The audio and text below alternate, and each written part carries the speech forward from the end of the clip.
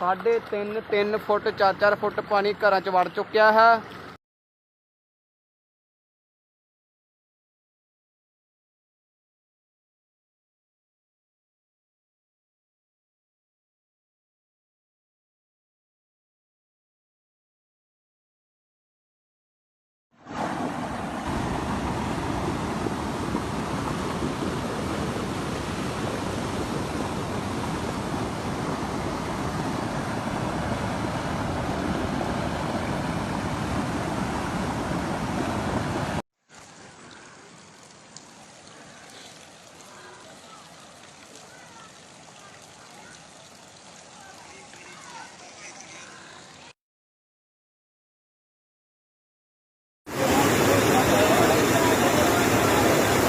ਪਿੰਡ ਬਨਿਆਲ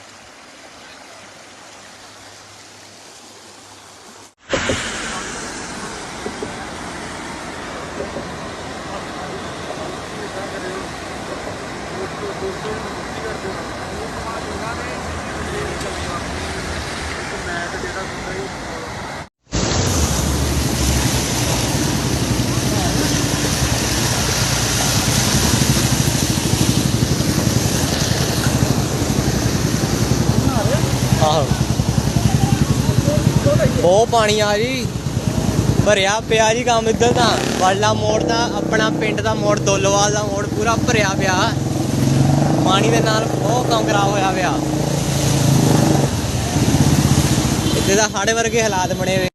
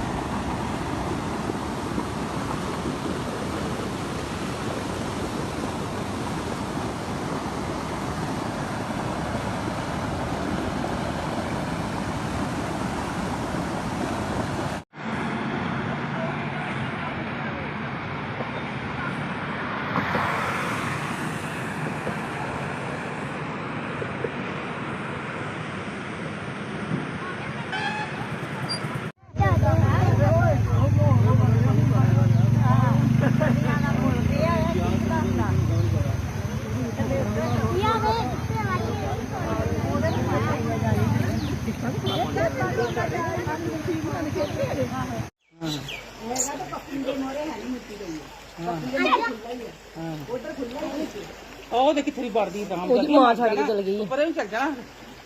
ਇਹ ਕਿੱਧਰ ਨੂੰ ਪਾਈ ਜਾਂਦੀ ਉਹ ਛੱਡ ਕੇ ਚੱਲ ਵੀ ਗਈ ਉਹ ਮੰਮੀ। ਹਾਂ ਹਾਂ ਉਹ ਇੱਧਰ ਗਈ ਆ ਉਹਦੀ ਮੰਮੀ ਨੀ ਗੀ ਕੀ ਉਹ ਰਾਮ ਮਤਲਬ ਹੈ ਕੀ ਚਾਹੁੰਦੀ ਉਹ ਵੀ ਇੱਟਾਂ ਤੋਂ ਲੰਘ ਜਾਵਾਂ ਮੈਂ।